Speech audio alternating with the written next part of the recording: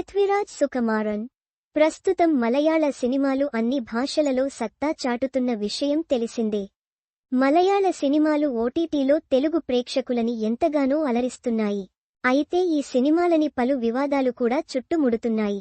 అయితే మోహన్ లాల్ హీరోగా పృథ్వీరాజ్ సుకుమారన్ డైరెక్షన్లో తెరకెక్కిన L2 ఎంపురాన్ మూవీపై వివాదాలు చుట్టుముడుతున్నాయి.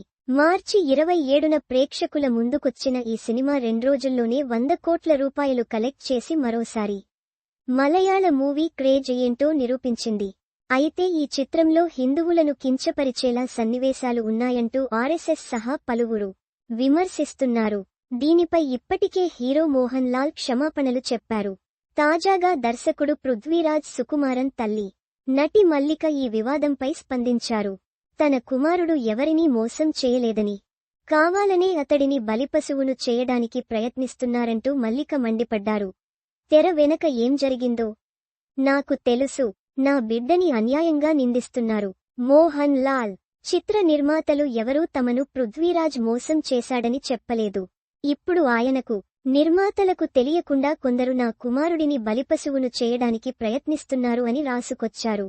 మోహన్ లాల్ కు తెలియకుండా ఇందులో కొన్ని సన్నివేశాలు జోడించారంటూ వస్తోన్న వార్తల్లో నిజం లేదు. ఆయన కూడా సినిమాను చూశారు. నా కుమారుడు ఎప్పుడూ ఎవరి వ్యక్తిగత నమ్మకాలను వ్యతిరేకించలేదు అని మల్లిక ప్రశ్నించారు.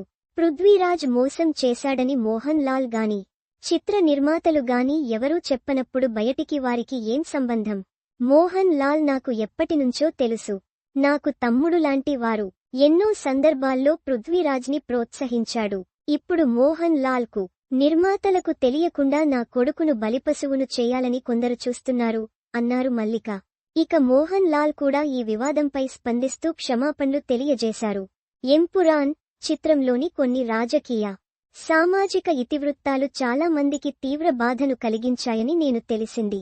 నా సినిమాల్లో ఏ రాజకీయ ఉద్యమం, భావజాలం లేదా మతపరమైన సమూహం పట్ల ద్వేషం ఉండకుండా చూసుకోవడం ఒక నటుడిగా నా కర్తవ్యం.